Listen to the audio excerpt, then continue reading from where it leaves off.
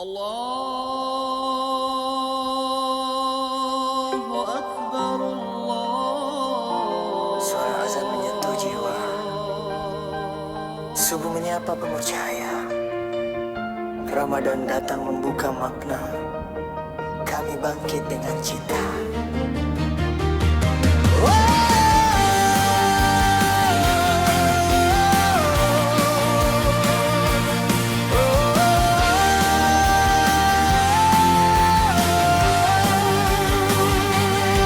Langkah kecil di bumi tarbiyah, mencari ilmu jadi amanah.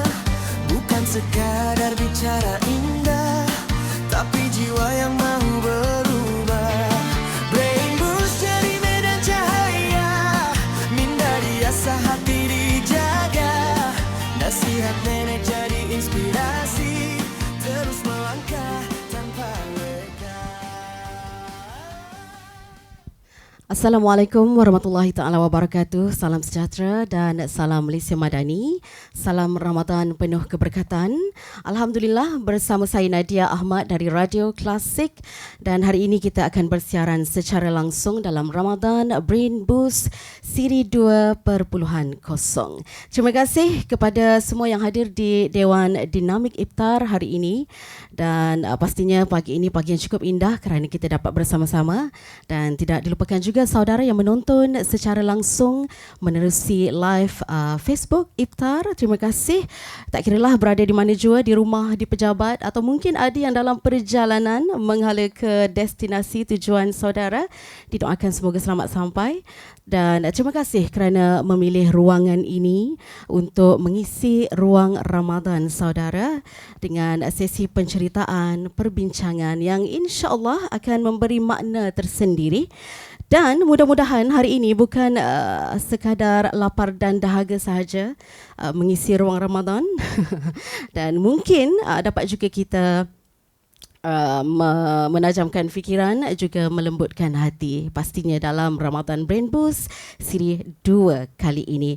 Terima kasih untuk semua yang menonton. Terima kasih juga saudara yang terus setia bersama-sama Iftar, sentiasa menyokong Iftar. Terima kasih. Dan hari ini sebenarnya kita nak bersembang, kita nak berbincang mengenai satu tajuk yang bunyinya seakan-akan santai saja, biasa-biasa saja kan. Tetapi jika benar-benar diamati, jika benar-benar dinilai sedalam-dalamnya, pastinya ia akan menusuk ke kalbu dan memberi makna yang cukup mendalam. Ada apa tu? Terus melangkah cucu nenek. Agaknya siapakah nenek yang kita kenali dalam hidup kita hari ini atau pernah kita kenali? Mungkin mula terbayang wajah nenek saudara.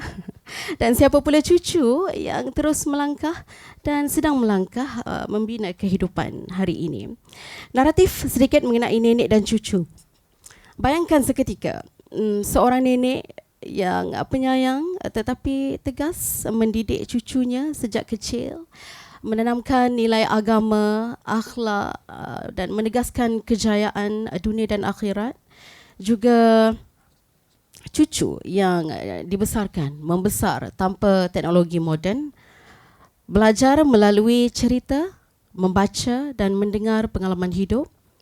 Lantas nilai itu menjadi asas jati diri mereka dari kecil sehinggalah ke hari ini. Tapi kini dunia semakin berubah. Peranti digital, media sosial dan influencer telah mengambil alih sebahagian peranan nenek kita. Cabaran baru muncul, teknologi semakin maju, semakin laju, tetapi nilai tercicir dan mula terpinggir. Bagaimana cucu ini akan dapat terus melangkah agaknya? Dan untuk mengupas isu ini, hari ini kita bawakan 3 orang pakar. Pakar yang cukup hebat kami bawakan, Iftar bawakan untuk saudara.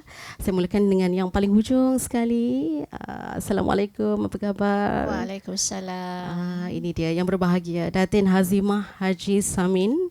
Bukan biasa-biasa, Timbalan Ketua Jabatan IPG, yang juga Profesor Ajung dari AEU Media, bahagian media. Pernah juga terlibat dalam dunia media secara langsung. Ya, berpengalaman Wow. sebagai wartawan, sebagai producer Ya. dan juga sebagai pegawai perhubungan awam. Wow, boleh dah rasa aura dia sebenarnya. Masuk tadi jumpa Datin je macam lain macam. Gitu kan. Baik, terima kasih Datin. Kita akan mengupas lagi mengenai Adok Apa Tu Terus Melangkah Cucu Nenek ni dari perspektif pendidikan sekejap lagi. Dan juga di tengah-tengah satu-satunya yang paling tampan di sini.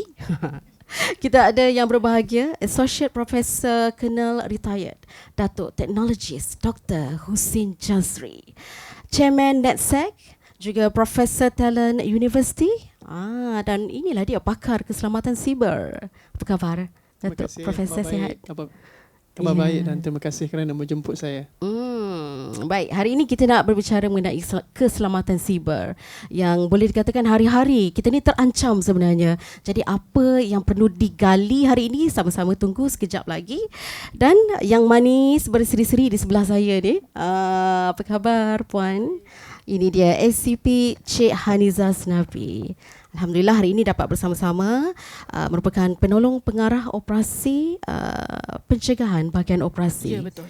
Ya, di Jabatan Pencegahan Jenayah dan Keselamatan Komuniti. Ya, betul. Balai Polis Bukit Aman. Ya, betul. Ya, macam mana puasa tahun ini? Alhamdulillah. Alhamdulillah, baik. Jumpa Puan tadi. Puan kata saya tak biasalah duduk saja berdiri, bergerak. Betul lah, polis sentiasa bersedia, Betul, kan? betul. Dan hari ini bagaimana perasaan dapat bersama-sama dengan Iftar? Saya rasa saya amat berbanggalah sebab pihak IFTA menjemput PDRM, iaitu Jabatan Pencegahan Jenayah dan Keselamatan Komuniti, di dalam berkongsi apa sepatutnya. Sebenarnya kami more kepada pencegahan dan mengelakkan daripada orang ramai dan juga komuniti terjebak di dalam jenayah. Ya. Risiko untuk terjebak tu memang sentiasa, kan? Baiklah. Sebelum kita pergi lebih lanjut, kalau dah tajuknya storytelling, kita perlu bercerita sedikit. Kita nak imbau kenangan-kenangan sedikit. Mungkin awal tadi saya dah maklumkan, kita dah cerita sedikit mengenai nenek. Masing-masing akan terbayangkan wajah nenek masing-masing, kan? Kita mulakan dengan membayangkan nenek kita. Atau mungkin ada antara kita yang panggil nenek kita dengan gelaran opah, tok, wan, aki dan sebagainya. Dah mula kan terbayang kampung halaman, rumah lama kita, rumah nenek kita, terbau masakan nenek. Alahai, rindunya, kan? Dan saya sendiri sebenarnya adalah seorang cucu nenek, cucu wan, dibesarkan oleh nenek saya, wan saya dan tok saya di Felda Gedangsah, Hulu Selangor. Pernah sampai? Tak pernah, memang ceruk. Kan? Felda Gedangsah, Hulu Selangor. Dan saya berbangga kerana saya adalah generasi ketiga Felda. Atuk saya adalah peneroka. Dan antara 40 lebih orang cucu, tak termasuk cicit wan saya adalah antara cucu yang paling manja lah. Sebab duduk dengan tok, duduk dengan wan, kan. Walaupun begitu, walaupun paling manja, kan, kitalah juga yang sering diingatkan, kitalah juga yang sering ditegur dan diberi peringatan demi peringatan, kan. Dan antara teguran yang paling saya ingat ialah banyak sebenarnya, tapi antara yang paling melekat dalam fikiran kita ni sehingga sekarang, apatah lagi apabila saya sudah pun bertugas sebagai penjawat awam, saya sering diingatkan dengan pesanan, jangan biasa ambil hak orang. Jangan ambil hak orang. Tragedi, bukan tragedi lah, peristiwa yang pernah berlaku lah masa masih kecil. Kita ni budak kampung, kan. Kalau kat kampung tu bila musim buah, boleh kata semua rumah tu ada pokok mangga, ada pokok kelapa, semua pokok yang mudah dicapai di tangan, pokok rambutan. Nak jadi ceritanya, pernahlah musim buah mangga, kan. Kita ni tangan gatal aja bila tengok buah mangga tu bergayut, elok je kat pokok tu, kan. Balik sekolah tu lapor, kan. Kita tangan tu pun cepat aja capai buah tu, kan. Tak payah tanya tuan punya, kan.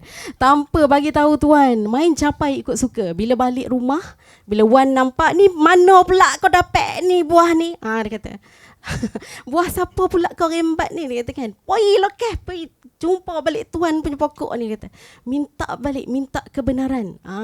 Punya tegasnya. pergi semula ke rumah itu minta, padahal orang tu tak kisah pun. Ambil lah katanya kan. Kita pun fikir macam tu lah, tak kisah. Tapi itulah pentingnya. Dari kecil kita dah diterapkan supaya jangan ambil hak orang. Itu antaranya lah. Dan antara pesanan lain yang selalu dititipkan juga agar sentiasa hormat orang tua, jaga budi bahasa, baik berpada-pada, jahat jangan sekali kan. Ini jelas menunjukkan bahawa figura seorang nenek yang kita kenal bukanlah sekadar wanita tua yang memakai baju opah, baju kurung kedah di rumah berkain batik dengan rambut yang penuh uban. Bukan sekadar itu.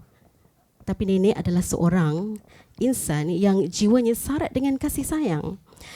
Dalam ketegasannya, masih kita dapat rasakan ketulusan dan keikhlasan betapa seorang nenek ini hanya mahukan yang terbaik diwariskan untuk anak cucunya.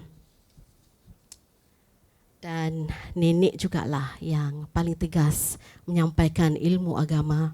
Orang yang paling rasa bertanggungjawab memastikan anak cucu ini dibekalkan ilmu fardu ain dan fardu kifayah secukupnya.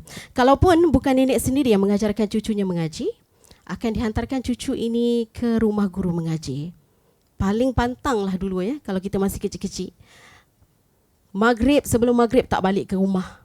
Kan? Tapi kalau kita dulu kecil-kecil tu, selagi dia tak jerit tu, boleh lagi ni. Kan? Kena tunggu, balik! Kan? Barulah kita nak balik. Bukannya apa. Mereka tak mahu kita lewat sebab kita nak kena pergi mengaji selepas solat maghrib. Masing-masing mengenang peristiwa itu. Nenek kita ni juga sebenarnya seorang pelakon, pencerita yang baik. Nenek tak pernah jemu berulang kali bercerita kisah sirah Nabi tanpa jemu. Kita mula mengenal nilai menerusi watak dari cerita dongeng, cerita rakyat, Si Tanggang, Hang Tuah dan Hang Jebat, Masuri, Si Luncai, Pak Pandir, kisah anjing dengan bayang-bayang, Sang Kancil dan Sang Buaya. Semua kisah-kisah ini sebenarnya diterapkan dari kita kecil. Semua nilai-nilai murni telah pun disediakan dalam ruangan itu. Sebenarnya banyak lagi kisah-kisah yang didendangkan mengisi ruang senggang. Menerusi cerita-cerita ini, nenek sentiasa tanamkan nilai, nenek tekankan adab, nenek sentiasa titipkan pesan yang mungkin kita ingat sehingga hari ini. Antaranya, jangan salah guna kuasa. Jangan dekat dengan rasuah. Ingat, cucu nenek kena jadi pendengar yang baik. Cucu nenek mesti hormat orang, kejar dunia, tapi jangan lupakan akhirat. Kemudian cucu ini membesar tanpa telefon pintar, tanpa teknologi yang sehebat hari ini. Belajar hanya dari cerita, dari buku, dari pengalaman hidup sendiri dan menatap rapat pengalaman hidup orang di sekelilingnya. Waktu itu Datin, waktu itu Profesor dan Puan, scroll yang paling laju pun helaian surat khabar. Tapi hari ini, peranan nenek banyak diambil alih oleh peranti digital, media sosial, influencer dan algoritma. Kalau dulu nenek tanya kita, dah solat ke belum? Tapi sekarang notifikasi tanya kita, dah tengok video ni ke belum? Maklumat terlalu banyak tapi kebenaran semakin kabur. Ya, generasi hari ini memang bijak, cepat tangkap. Betul? Tapi kadang-kadang adabnya tertinggal, keciciran sehingga habis terselak segala aib yang seakan-akan sengaja dibuka. Ilmunya ada Datin, tapi akhlaknya sering diuji. Kebanyakannya lebih suka mendengar tetapi kurang menilai. Dan di sinilah cucu yang dulu dibesarkan dengan nilai mula berfikir, adakah kita sedang menuju jahiliah moden? Nanti kita akan sentuh mengenai jenayah sihir sekejap lagi. Dan teknologi makin maju, tapi nilai semakin perlahan. Agaknya mungkin kita juga pernah terfikir apa akan jadi sekiranya teknologi mengatasi nilai, Datuk? Dan apa akan jadi sekiranya kepantasan mengatasi kebijaksanaan, populariti mengatasi prinsip. Saya kira ini penting kerana ini sering menjadi mainan kita hari ini. Perlu viral, perlu tular daripada benar. Dan di sinilah lahirnya keperluan gerakan kesedaran sosial. Pendidikan bersasar pembentukan pemimpin masa depan yang bukan sahaja cerdik tetapi beradab. Masih panjang sebenarnya, tapi kita kesentukan masa bersama-sama dengan Datin kita hari ini. Tak apa, sekejap lagi kita akan kongsikan lagi mengenai program hari ini dan kaitannya dengan Ramadan. Tapi kita nak bersama-sama dengan Datin Hazimah terlebih dahulu. Kita nak tahu jugalah ya, jika dahulu nenek ini membentuk cucu melalui cerita, nasihat dan contoh kehidupan, hari ini tugas ini sebahagiannya telah pun dipikul oleh institusi pendidikan. Jadi pada pandangan Datin agaknya, apakah cabaran terbesar pendidikan hari ini dalam membina akhlak dan jati diri yang bukan sekadar kecemerlangan akademik semata-mata? Assalamualaikum. Terima kasih Nadia. Memang benarlah seperti apa yang diungkapkan oleh Nadia, mengimbau sejarah-sejarah yang lama, mengimbau apa yang pernah nenek-nenek kita lakukan. Ya, jadi sebenarnya apa yang saya dapat, apa yang dinyatakan oleh nenek-nenek kita suatu masa dulu penuh dengan isi yang tersirat. Yang tersuratnya tu memang nampak jelas lah. Contohnya dia kata, jangan duduk di tangga. Betul, waktu senja. Kau nak tidur dengan hantu apa? Nah, jadi itu adalah dia punya saranan. Tapi yang sebenarnya nilai yang ada dekat situ adalah pendidikan dia. Yang ada dekat situ adalah pesanan yang tersirat. Bahawasanya jangan duduk waktu senja tu di tangga lah. Jadi apa yang saya nampak hari ini, cabaran besar pendidikan hari ini adalah keseimbangan. Iaitu keseimbangan antara ilmu dan juga pembentukan karakter. Dan karakter yang terkini lah. Sebabnya dulu kalau kita tengok nenek yang banyak membantu kita, membentuk, menegur dan juga memberi banyak nilai. Macam tadi Nadia kata pergi mengaji, dan mengatakan apa yang perlu, apa yang tak perlu. Tapi sekarang ni nampaknya kita ni sekarang ni hidup kita ni memang sangat laju. Kita hidup dengan laju, sedangkan membina akhlak itu sendiri adalah satu pembentukan karakter yang memerlukan masa yang panjang. Sebab itulah kita mulakan pendidikan kita daripada sekolah tadika. Jadi maknanya tahun depan ni nak mulakan dengan tahun 6. Dengan tahun 6 6 tahun. Jadi maknanya pendidikan telah bermula daripada situ dan akan dibawa kepada beberapa tahun yang berikutnya sampailah dia habis pada zaman persekolahan. Tapi masalahnya ilmu yang kita boleh dapat hari ini boleh dapat dalam beberapa saat sahaja.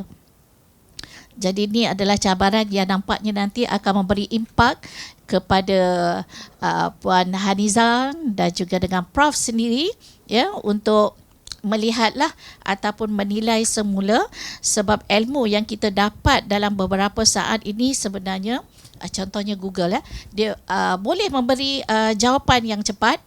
AI juga, ChatGPT juga boleh menyiapkan ataupun berlaku dalam pendidikan sendiri, tak kiralah dalam sama ada di pengajian tinggi ataupun menengah. Maknanya assignment tu boleh dibuat dengan cepat, boleh disiapkan dengan cepat. Jadi yang sebenarnya apa yang kita nak tengok kat sini, memanglah internet, AI memang banyak membantu, tapi yang sebenarnya yang kita nak tengok adalah nilai, ataupun nilai seperti amanah. Apa yang amanah itu boleh dilaksanakan oleh seorang pelajar, apa integriti yang perlu dia pelajar-pelajar ini pegang, dan apakah tanggungjawabnya. Sebab tanggungjawab ni kita tak boleh download sesuatu bahan tu dengan begitu saja. Malah tadi kita pun dah berbincang, dah berbisik-bisik dengan kita punya Puan Haniza tentang apa tu dari segi keselamatan dan sebagainya. Jadi ini adalah masalah lah yang saya nampak. Jadi saya ni walaupun saya sebagai seorang pendidik, saya ni dah lebih daripada 30 tahun dalam mendidik, tapi kalau nak imbau semula, saya ni dalam dunia media ni, saya juga pernah menjadi wartawan, saya juga pernah menjadi producer, dan saya juga pernah menjadi pegawai perhubungan awam. Jadi dalam dunia media ni, kita memang selalu berhadapan dengan dua perkara, iaitu kebenaran dan sensasi. macam yang Puan Nat bagi tadilah.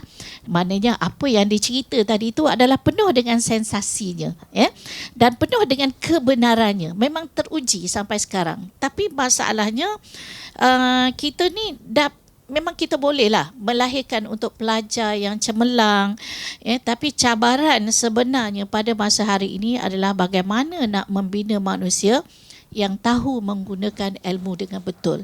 Jadi saya rasa macam kalau dulu tu macam Puan nak cerita tadi tu tentang cucu, nenek, saya pun nenek juga.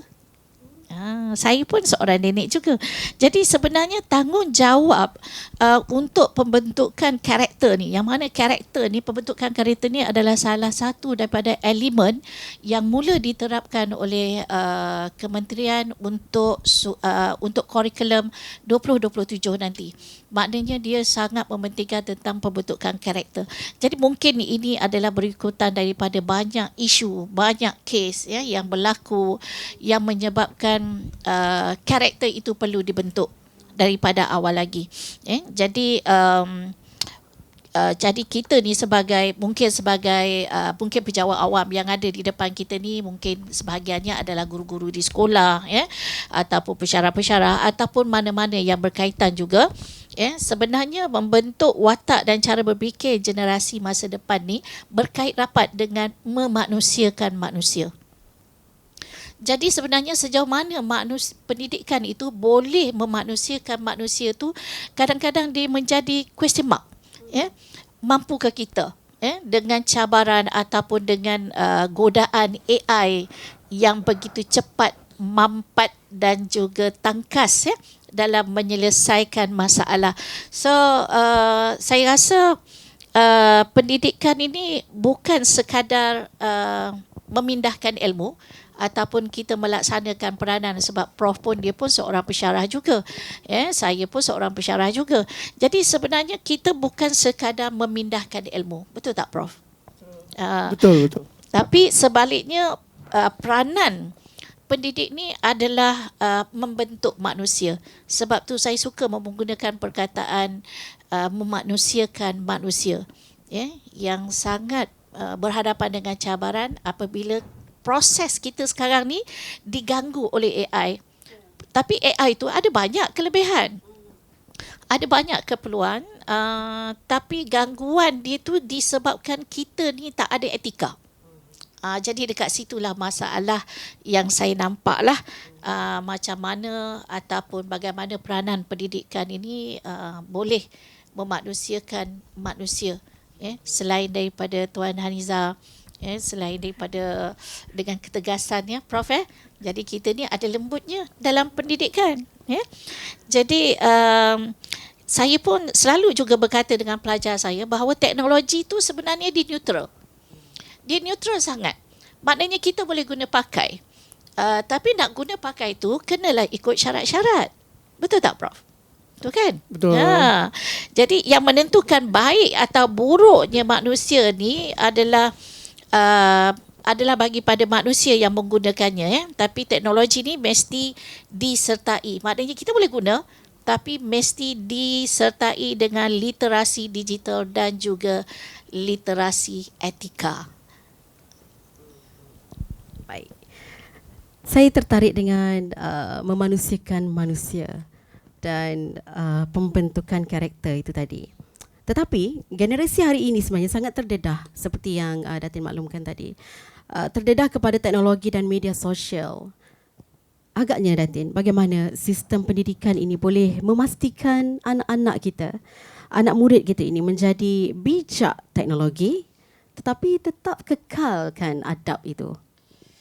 Itulah.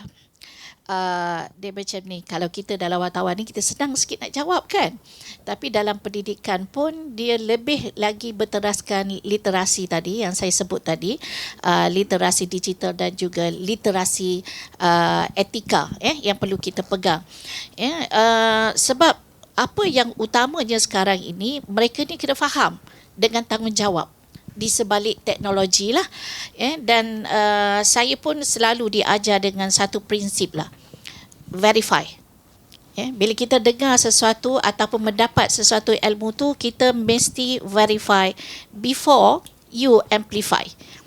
Maksud dia dekat sini, kita semak dulu. Semak dulu sebelum sebar. Jadi kita memang tak nak jadi orang yang pertama menyebarkan berita lah.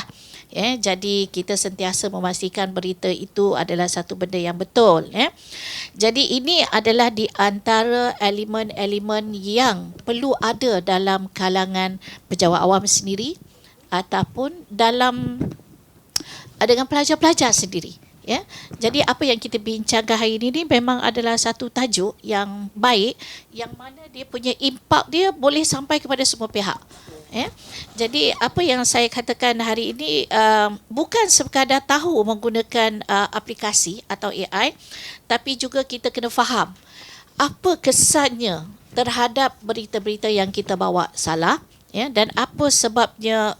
Kita kena faham dengan etika komunikasi itu sendiri, dan apa memahami penggunaan digital ini dalam penghasilan tugasan pun contohnya.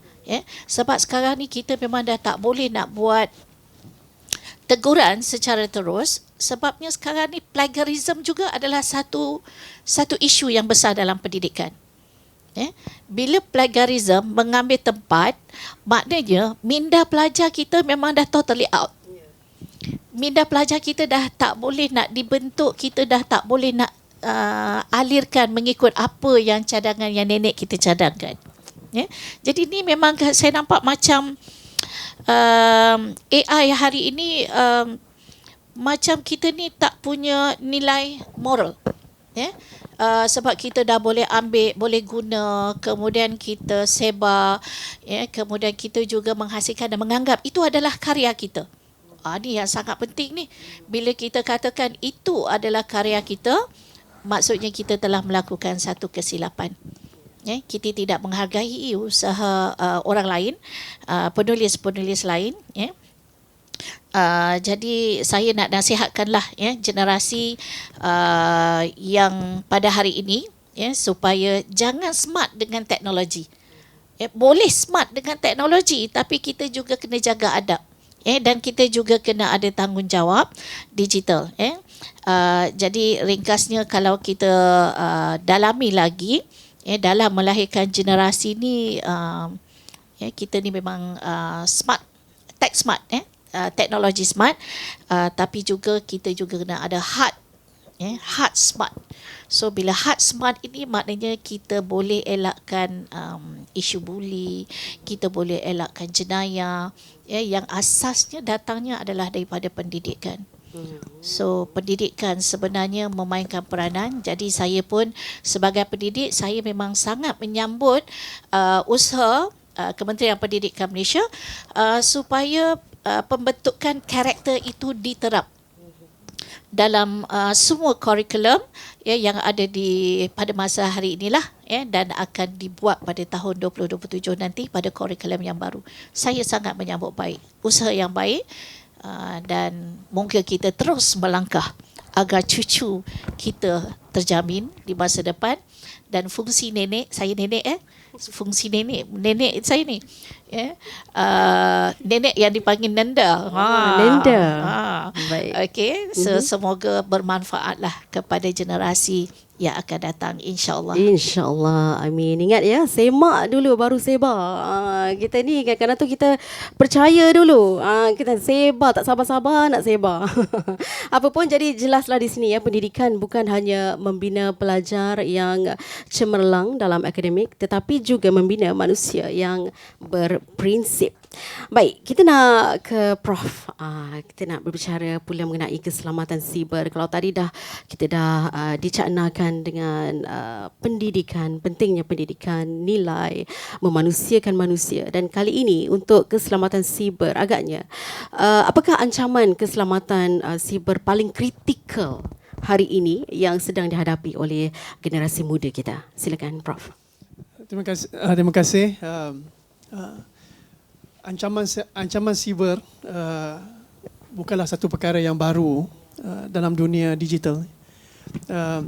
Kerana teknologi digital ini adalah merupakan teknologi yang mempunyai dua sudut seperti parang, seperti pisau, seperti pedang. Dia boleh membawa kebaikan dan dia juga boleh membawa kerosakan. Bergantung kepada penggunanya sendiri.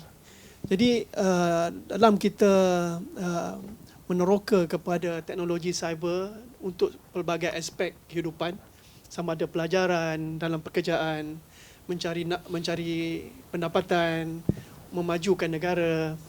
Dalam pada kita bersungguh-sungguh dan berbangga memahirkan diri kita dengan teknologi, maka ada juga segelintir manusia ataupun sekumpulan manusia yang juga bersungguh-sungguh dan berusaha untuk memanfaatkan teknologi ke arah kejahatan, iaitu menggunakan teknologi itu untuk cepat kaya, menggunakan teknologi itu untuk menipu ataupun menyebarkan fitnah ataupun propaganda politik pun boleh jadi, propaganda bukan politik pun boleh, dan sebagainya.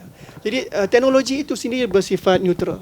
Jadi ancaman keselamatan cyber ini ada banyak dan dia juga mempunyai ekosistem dan evolusinya sendiri.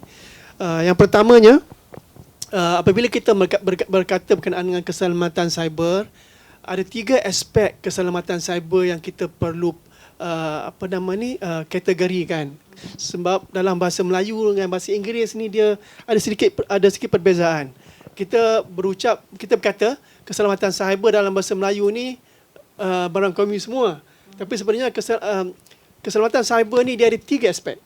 Yang pertama, keselamatan cyber dari aspek teknikal, dari aspek aplikasi digital itu sendiri, daripada aspek gadgetnya, handphonenya, apa sajalah aplikasi AI-nya, iaitu kita melihat keselamatan itu daripada eksploitasi teknikal. Tapi ada aspek yang kedua, kita melihat keselamatan cyber ni dari aspek kesejahteraan yang melibatkan, dalam bahasa Inggerisnya dipanggil cyber safety. Dalam bahasa Melayu kita alihkan sama juga, dia keselamatan cyber juga. Tapi saya alihkan kepada saya terjemahkan kepada kesejahteraan cyber. So itu juga adalah merupakan aspek keselamatan cyber. Di mana dalam aspek cyber safety ini kita melihat isu kandungan, konten. Seperti konten yang melibatkan pergolakan dan juga pergaduhan, konten yang digunakan untuk menyebarkan fitnah, mengadu domba, membawa perkara yang tidak betul. Okey, jadi isu ini juga adalah merupakan isu keselamatan cyber. Yang ketiganya adalah isu keselamatan cyber yang melibatkan privacy, data privacy dan juga privacy. Privacy kita sebagai insan, sebagai manusia itu sendiri. Jadi dalam ketiga aspek ini, saya kaitkan kembali dengan etika dan juga pembinaan insan, pembinaan manusia. Saya panggil pembinaan insan. Pembinaan insan, sifat pembinaan insan dan juga nilai pembinaan insan yang ada diterapkan oleh nenek kita itu adalah satu nilai asas yang juga perlu kita pegang di dalam alam digital.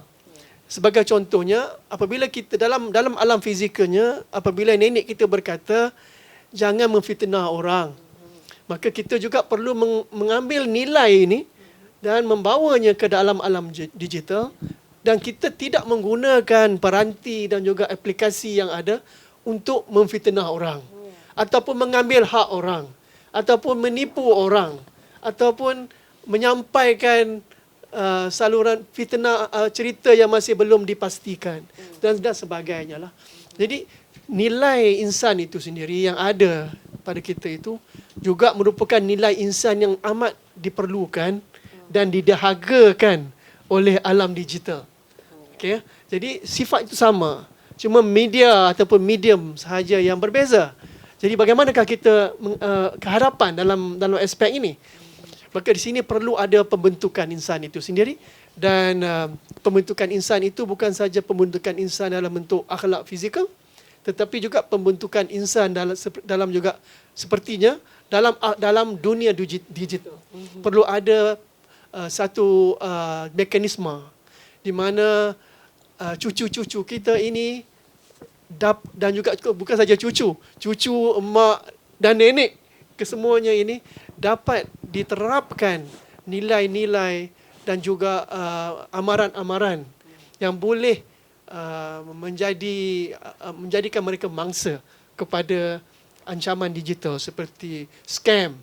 Saya melihat 3 ancaman yang paling penting yang untuk kita atasi. Yang pertamanya adalah ancaman teknikal, iaitu yang cuba menghancurkan negara seperti hackers, yang dipanggil hackers, dan kini juga telah berevolusi kepada peperangan cyber. Okey, itu satu aspek.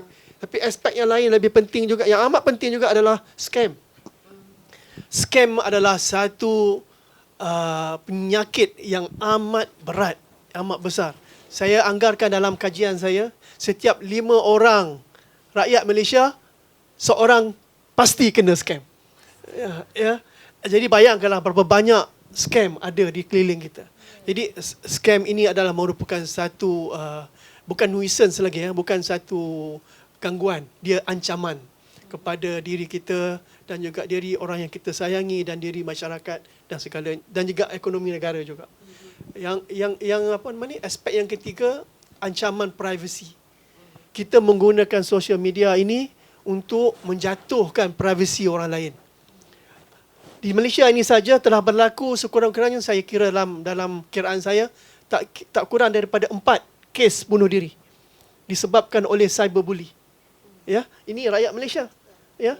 Bermakna peranti sosial media, peranti yang digital yang ada itu bukan saja boleh dikatakan sebagai influencer sahaja, tetapi boleh menjadi alat untuk membunuh kerana stres dan ancaman dan kecaman yang dibuat di alam cyber itu menjadikan mangsa itu sudah tidak dapat sudah merasakan sudah tidak ada jalan kehidupan ke hadapan dan berakhir dengan mengambil nyawa sendiri. Dan saya melihat ini adalah perkara yang amat serius yang kita panggil cyberbully. Cyberbully nampaknya macam bully tak mati. Tetapi cyberbully inilah yang menyebabkan kematian. Ada 4 kes di Malaysia daripada 4 tahun yang lepas yang saya kira. Ya, ini adalah merupakan banyak lagi lah ancaman cyber yang boleh saya terangkan, tetapi ini adalah asas. Ya, ancaman teknologi cyber seperti AI. AI pun sudah pandai menipu. Sekarang ini saya pakai baju ni, saudara ambil gambar saya, lepas tu di AI kan, saya boleh jadi baju Melayu. Secara tiba-tiba, ya, resepsi kita panggil, ya. Resepsi teknologi berlaku di situ. Ya. Itu ancaman teknologi. Yang kedua, ancaman scam ataupun scam ini masalah dia adalah dia bukan teknologi. Dia adalah masalah mengeksploitasikan emosi manusia. Ya, ke arah yang tidak baik, atau memangsakan manusia secara emosi, secara paksa dan sebagainya. Dan ancaman yang ketiga adalah ancaman privacy. Ya.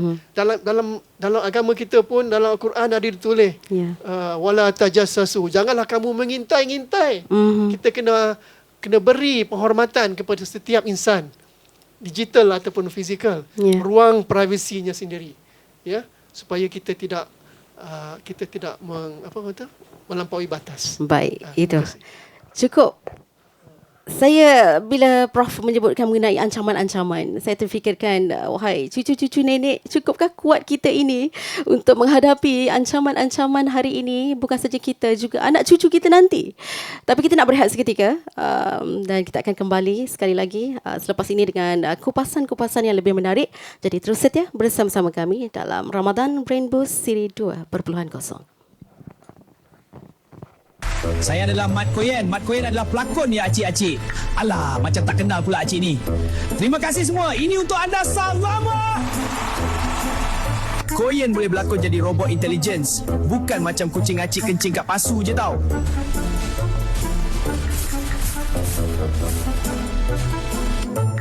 Berlakon cerita opis-opis pun boleh acik-acik.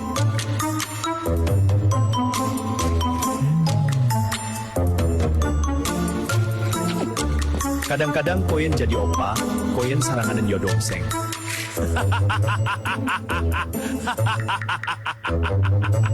Jadi gangster pun boleh acik-acik. Acik-acik rasa nak makan penemu koyen pun boleh.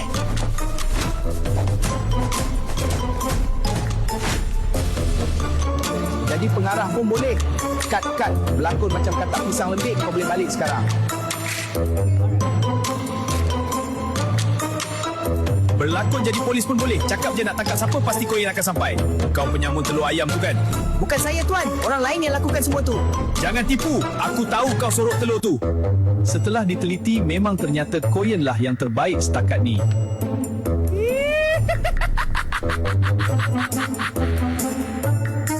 Dan yang paling terbaik dalam hidup Mat Koyen semestinya tidur sepanjang hari, makan dan tidur lagi.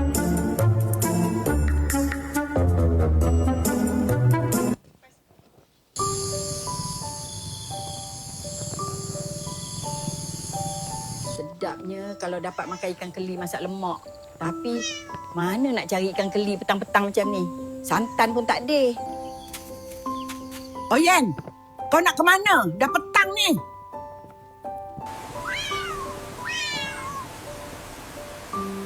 Dia pernah jatuhkan pasu. Dia pernah koyakkan plastik barang dapur. Dia pernah buat tuannya mengeluh panjang. Namun, setiap kali dipanggil, dia tetap datang. Setiap kali tuannya duduk sendiri, dia yang pilih untuk menemani. Oyen, dia nakal, dia degil, dia suka cari pasal. Tapi dia juga kucing yang paling setia. Tuan dia adalah nombor 1 di hatinya. Dia mungkin tak pandai bercakap, tapi dia tahu cara membalas kasih. Hate it or love it, itulah Oyen. Dan bagi saya tetap love it. Kembali bersiaran bersama-sama kami waktu ini dalam Ramadan Brain Boost siri 2.0 di Dewan Dinamik Iftar. Terima kasih yang terus setia menonton waktu ini menerusi live di Facebook Iftar. Dan saya nak mengajak saudara mengubah sedikit sudut pandang melihat Ramadan kali ini sebagai titik pulang. Seperti bait kata lirik lagu Harapan Ramadan dari kumpulan Raihan dan Manbai. Ku mengharapkan Ramadan kali ini penuh makna agar dapat ku lalui dengan sempurna. Selangkah demi selangkah, setahun sudah pun berlalu. Selangkah demi selangkah hari ini cucu nenek menghadapi kehidupan, pelbagai ancaman yang telah pun Profesor maklumkan di awal tadi, dan kita nak pergi lebih dalam, kita nak tahu lebih hebat lagi apakah ancaman-ancaman yang mungkin kita belum jumpa. Belum dapat tahu. Hari ini kita nak cungkil, kita nak kaji bersama-sama dengan Profesor dan juga Puan Cik Haniza Senapi. Kita nak tahu mungkin bila nilai diri semakin longgar di dunia digital seperti yang Profesor nyatakan tadi, kesannya tetap akan nampak jelas di dunia nyata kita pada hari ini. Mungkin dari sudut pemerhatian pihak polis, agaknya lah kan sejauh mana nilai dan akhlak seseorang mampu mempengaruhi kecenderungan kepada perlakuan jenayah itu sendiri. Terima kasih Cik Nadia. Okey, sebenarnya kita ambil benda ni simple sahaja. Sebenarnya nilai-nilai yang mana yang telah dibentuk semasa daripada kita kecil, daripada kita lahir, mula-mula kita tengok ibu bapa kita bentuk. And then kita masuk alam sekolahan. Dan juga semasa ibu bapa kita bentuk, kita pergi ke belajar agama. Masa tu maybe kalau kita lah umur kita masa tu dalam 3 tahun, kita boleh bercakap pun, kita dah mula boleh bertutur. Mak bapak kita dah hantar kita ke sekolah, and then kita masuk menengah, sekolah rendah, sekolah menengah, dan kemudian kita masuk ke institusi pengajian tinggi. Dan juga daripada sinilah nilai-nilai dalam diri kita telah dibentuk, dan nilai-nilai inilah yang akan mempengaruhi tindak tanduk kita lah semasa kita besar. Dan juga begitulah bila nak tanya berkenaan dengan nilai-nilai yang mempengaruhi tindakan kita dalam membuat keputusan, sama ada kita nak menjadi mangsa ataupun kita sebagai penjenayah. Okey, daripada sini saya bagi pihak dalam bahagian penguatkuasaan undang-undang, sebenarnya memang nilai inilah banyak mempengaruhi tindakan kita, keputusan kita lah di dalam menentukan sama ada kita sebagai penjenayah ataupun kita sebagai mangsa jenayah. Okey, di dalam nilai dan akhlak ni, peranan yang sangat besar adalah membentuk tingkah laku kita. Di mana seseorang itu kita boleh nilai dia, tingkah laku ni bukan dibentuk oleh keluarga saja, malah oleh komuniti dan juga kawan-kawan. Dan daripada situlah timbul watak kita yang sebenar apabila kita telah besar. Dan amat menyedihkan kadang-kadang watak ni timbul terlalu awal. Disebabkan sekarang ni kita tengok, disebabkan perkembangan teknologi, kadang-kadang kalau kita dulu-dululah handphone kita pegang masa umur kita berapa Prof? Dalam kadang-kadang kita dah kerja apa masa tu Prof kan. Tapi sekarang ni saya tengok anak-anak kita ni bila pergi kedai makan, kita tengoklah kedai makan kita nak bagi anak kita diam, betul tak? Kita terus bagi dekat dia handphone. Selepas tu dia terus diam. Dan daripada sinilah dia akan mempengaruhi watak-watak kita lah. Dan juga daripada nilai inilah dia akan kita akan mempunyai prinsip kita. Okey, kita ada prinsip. Macam Prop pun mesti ada prinsip Prop, saya pun ada, Net pun ada. Jadi benda-benda ni lah kita nak kena tengok dan wujudlah amanah dan tanggungjawab dan integriti. Dan biasanya orang-orang yang individu yang mempunyai nilai-nilai yang baik ini, dia akan boleh menilai apa keputusan yang dia buat. Dan penilaian dia juga, dia akan melibatkan diri dia sendiri. Itu yang penting. Diri dia sendiri dan kesan bila dia buat sesuatu perkara tu, apa berlaku ke atas diri dia, apa berlaku kepada keluarga dia dan juga kepada masyarakat, dan yang paling penting sekali kepada negara. Dan daripada sinilah kita tengok bila dia ada watak-watak yang nilai-nilai yang tinggi, dia boleh kontrol, dia boleh kawal diri dia dan juga dia lebih kuat untuk menolak pelakuan jenayah. Dan dalam banyak kes jenayah bukan hanya berkait kepada peluang dan keadaan. Sebenarnya peluang dan keadaan ni mangsa tu sendiri yang buka. Sebenarnya kita yang buka. Penjenayah ni dia akan ambil peluang yang ada. Ambil kesempatan. Ya, dia ambil kesempatan, peluang yang ada. Macam kita lah, benda dah ada, orang cakap apa, dihidangkan di depan mata. Jadi kita duduk, kita makan sajalah. Macam tu juga penjenayah. Simple kan, saya bagi contoh yang paling simple lah. Okay. And then tetapi juga kalau kita mempunyai nilai yang betul-betul amanah semua dan juga kita ada jati diri yang tinggi, in case orang cakap apa, walaupun kawan mempengaruhi kita pun kita boleh kontrol diri kita. Kita boleh fikir baik dan buruk dan juga kita akan fikir apa yang berlaku dan juga kita tak akan terpengaruh dengan godaan dan juga tekanan yang ada di sekeliling kita, Net. Yang pentingnya diri kita sendiri. Ya, kita yang kita tapis. Baik, dalam banyak kes jenayah ya Puan, kita sering melihat faktor seperti pengaruh rakan ya, seperti yang Puan sebut tadi, tekanan sosial dan juga media itu sendiri, Prof. Apakah antara faktor utama sebenarnya yang mendorong generasi muda ni terjebak dengan jenayah? Okay. Kalau untuk generasi muda, sebab macam saya lah Net kan, saya ada anak saya yang sulung sekarang ni belajar lagi, umur 22 tahun, dan anak saya yang bongsu umur 20 tahun. Dan dari segi situ dan juga kita tengok dari segi dia bergaul dengan kawan-kawan dia lah. And then daripada sini sebenarnya dari segi sini kita kena tengok, kita kena kawal budak-budak ni. Kita tak boleh kata okey kita lepas saja. Misalnya kata okey kita bagi dekat dia handphone. Macam saya memang akuilah anak saya bagi lewat sikit handphone ni. Bila dia dah besar baru kita bagilah sebab kita kontrol. Tetapi kalau sekiranya kita kata kita nak bagi kemudahan tu kepada dia. Misalnya dekat rumah kita saya rasa semua ada komputer dekat rumah.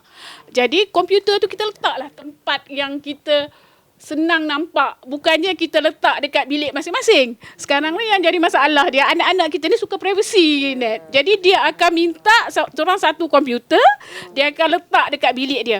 Dan daripada situlah jenayah ni sebenarnya perlakuan jenayah dan juga jati diri sebenarnya yang bentuk dalam kita sendiri ni sebab budak-budak muda kita sekarang ni dia dah different. Macam kita dulu, kita apa-apa kita tak ada kemudahan lah Pramali. Tapi kita dulu more kepada apa mak kita cakap, apa nenek kita cakap. Tapi generasi sekarang sebagaimana Datin cakap tadi, banyak dibentuk ataupun diambil alih oleh media sosial.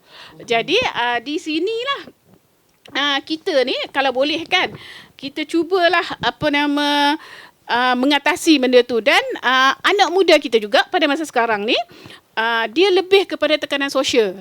Tekanan sosial ni maksud dia mudah terpengaruh. Mudah terpengaruh di mana dia mudah terpengaruh dengan persekitaran dan juga dia tengok gaya hidup kawan-kawan dia. Itu sebenarnya faktor yang banyak mempengaruhi.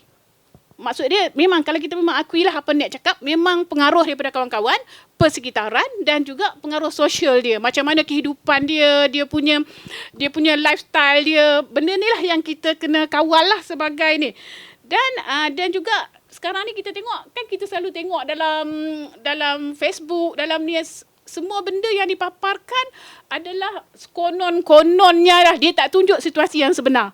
Dia konon-kononnya benda ni kita senang dapat.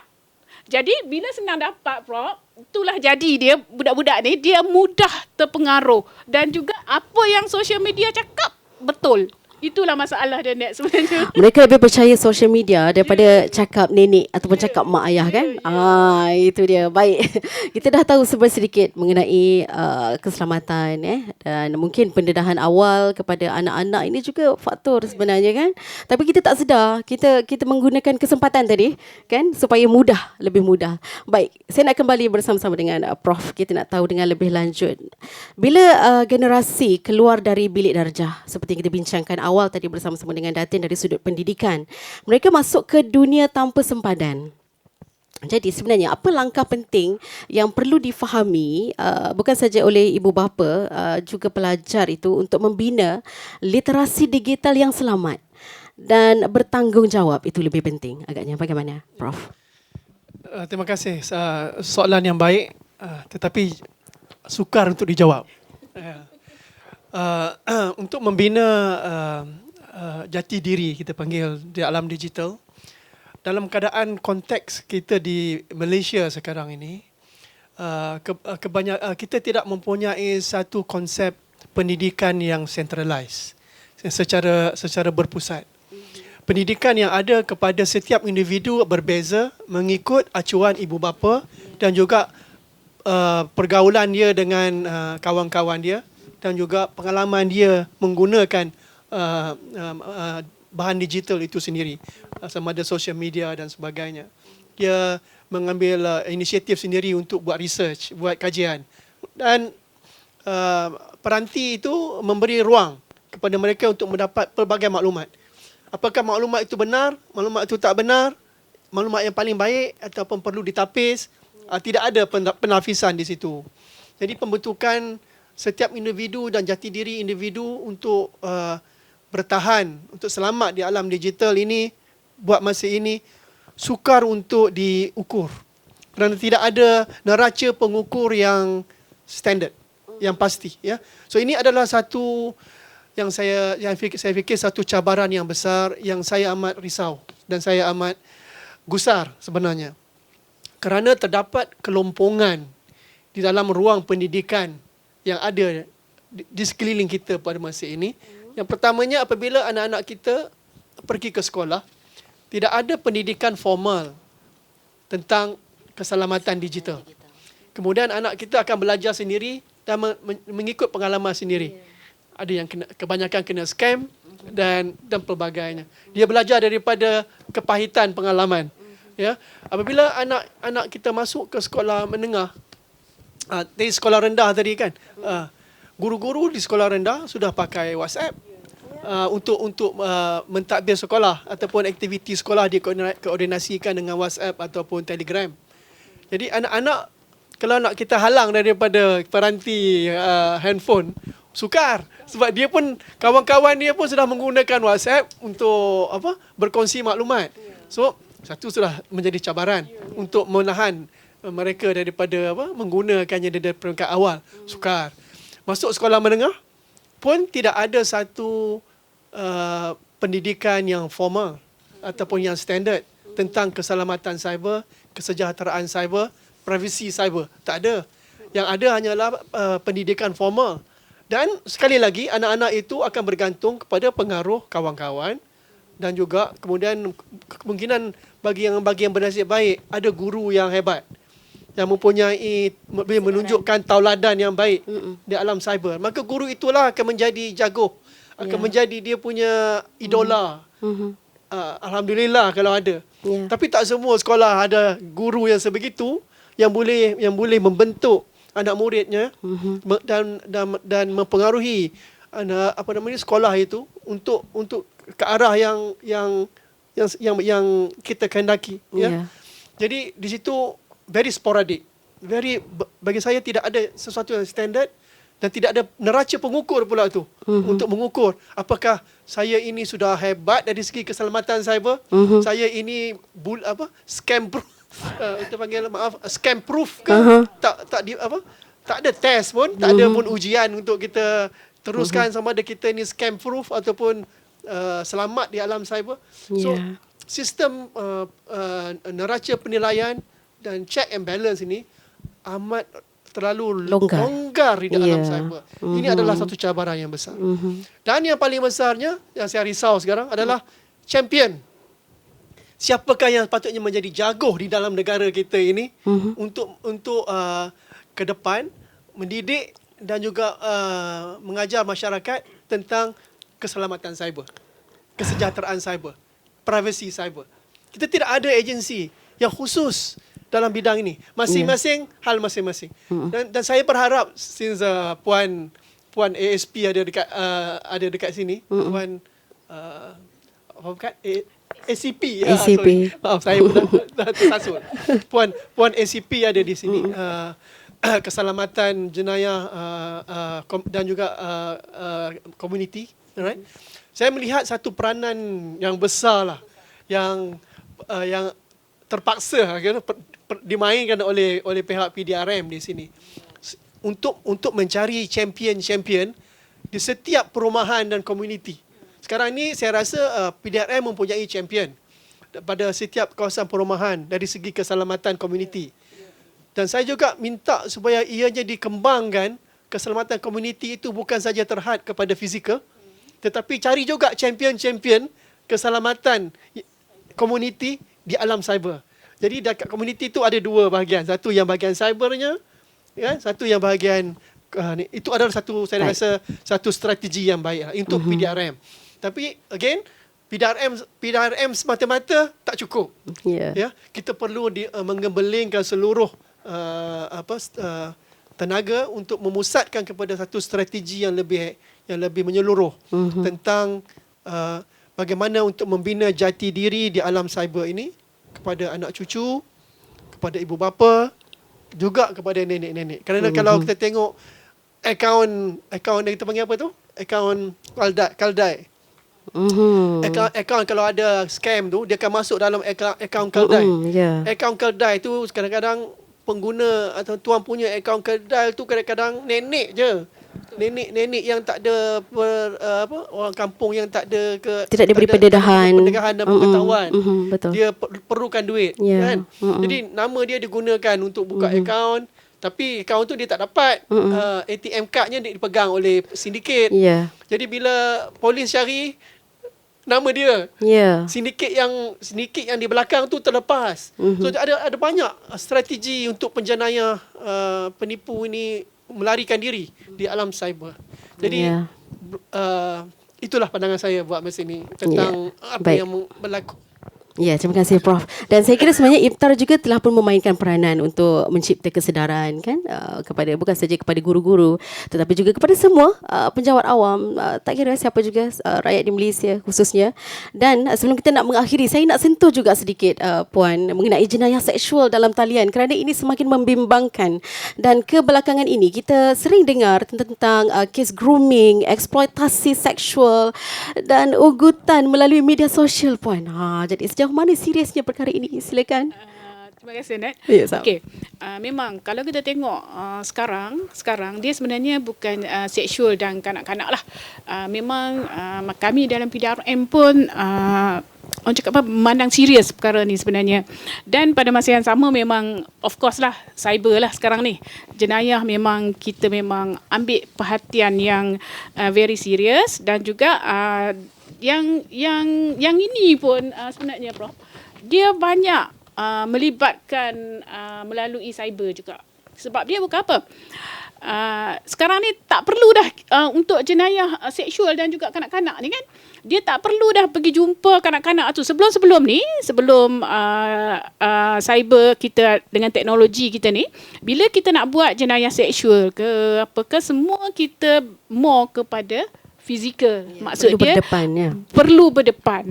Tetapi sekarang ni lebih kepada internet.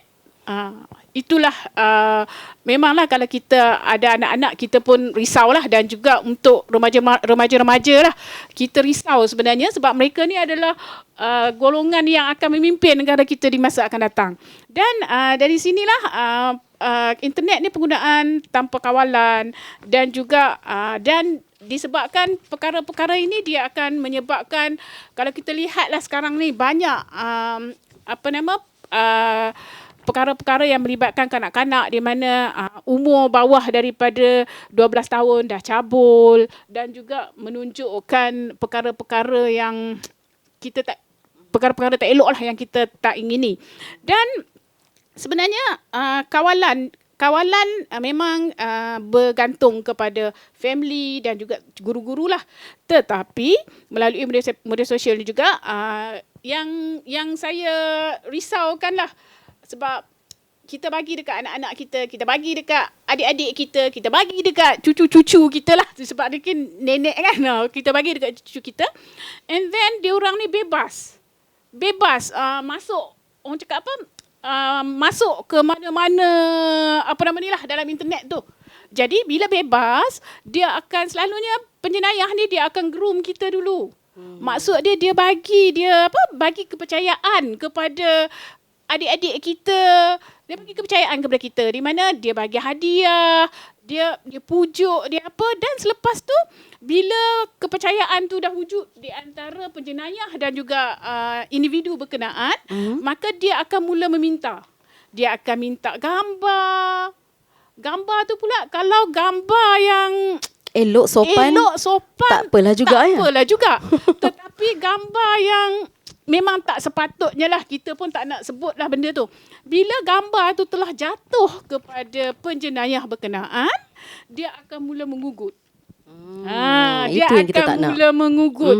Dan daripada situ dia suruhlah kita buat itu, buat ini, dan sekiranya kita tak buat, dia kata dia akan publishkan gambar ini. Bentuk ancaman juga tu kan, Prof? Tu ancaman, ancaman cyber lah maksud dia. Sebab tu saya cakap Blackmail. Dan bila benda ni berlaku, dia akan memberi kesan sebenarnya kepada budak-budak tu. And then yang saya amat sedih sekali, dia akan memberi kesan yang terlalu, orang cakap apa? Kesan yang cukup dalam. Di mana dia punya moral akan jatuh, dan juga dia tak boleh berhadapan dengan orang ramai, dan benda-benda ni lah. Kita kalau boleh, kita nak elokkan lah daripada berlaku kepada adik-adik kita, cucu-cucu kita, anak-anak kita lah. Baik. Kita dah sentuh mengenai gangguan seksual dan sebagainya. Sedikit saja kalau boleh, saya nak sentuh juga ini. Mengenai jenayah pukau ataupun manipulasi psikologi. Ini juga ada berlaku di kalangan kita. Kalau boleh sentuh sedikit, Puan. Sebenarnya macam ni lah. Sebenarnya benda ni saya pun ada bincang sebenarnya berkenaan dengan jenayah pukau. Sekarang ni kita tengok lah, walaupun saya rasa sebelum-sebelum ni jenayah ni boleh dikatakan berkurangan. Tetapi sekarang ni kita tengok benda ni meningkat lah. Tetapi untuk makluman, pukau ni dia more kepada kita punya manipulasi psikologi kita. Sebenarnya dia sama saja.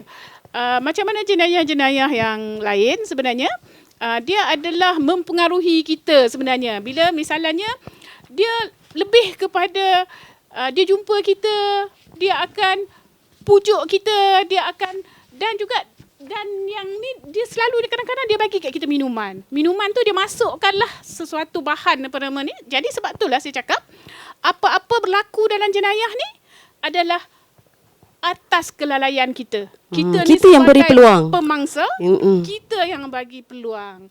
Dan untuk jenayah pukau ni sebenarnya benda ni kita boleh buat laporan kepada polis and then kita akan buat siasatan. Cuma daripada sini jenayah pukau ni bila kita buat siasatan semua, kita akan boleh tuduhlah di bawah kanun kesiasaan iaitu Seksyen 420 iaitu tipu. Tetapi untuk menyedarkan dan selalunya bila kita dapat tu kadang-kadang dah terlambat. Benda tu dah berlaku. Nasi dah jadi bubur. Dah jadi bubur. Jadi sebab itulah saya cakap apa-apa benda kita jangan buka ruang lah kepada penjenayah untuk mengambil kesempatan ke atas kita. Dan pukau pun juga boleh secara online sekarang. Dia pukau secara online. Nak berubat pun secara online. Berubat pun online. Hanya menerusi kamera peranti. Memang semua online sekarang. Hebat. Baik. Cakap selagi teknologi kita berkembang, selagi itulah jenayah ni dia akan berkembang jugalah kita boleh katakan mengikut peredaran dan juga ni teknologi. Dahsyatlah perkongsian kita hari ini, tapi masih sangat mencemburui kita dan mungkin sampai di sini saja ruangan yang kita ada, Puan. Terima kasih sekali lagi. Juga terima kasih Prof dan juga Datin yang bersama-sama kita hari ini mengupas isu yang kami bawakan dalam Adau Apa Tu Terus Melangkah Cucu Nenek. Terima kasih saya nak ucapkan juga kepada Iftar yang sudi membawakan kami di sini untuk Ramadan Brain Boost siri 2.0. Dan saya nak rangkumkan di sini sebenarnya kita sendiri yang menjadi penapis pertama terhadap sebarang ancaman. Betul, Prof? Baik. Kita tak boleh hentikan kemajuan atau padamkan teknologi, tapi kita boleh pastikan generasi ini dapat melangkah seiring dengan nilai, bukan sekadar kelajuan. Dan kerana akhirnya bukan AI yang menentukan masa depan negara, tetapi manusia yang beradab dan punya nilai tersendiri. InsyaAllah kita bertemu lagi di lain waktu. Dan selamat menjalani ibadah puasa dan seterusnya menyambut Hari Raya Aidilfitri. Dan salam penuh kemaafan daripada saya mewakili tim produksi Iftar. InsyaAllah kita bertemu lagi di lain waktu. Assalamualaikum. Waalaikumsalam.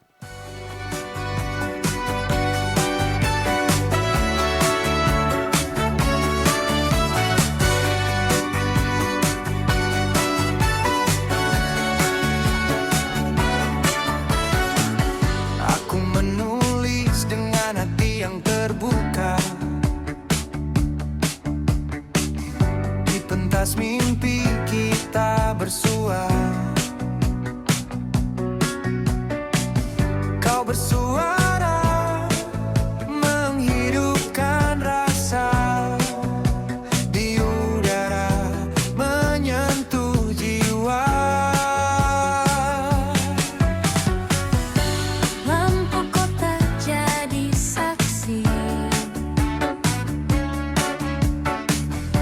setiap bayi tak pernah layu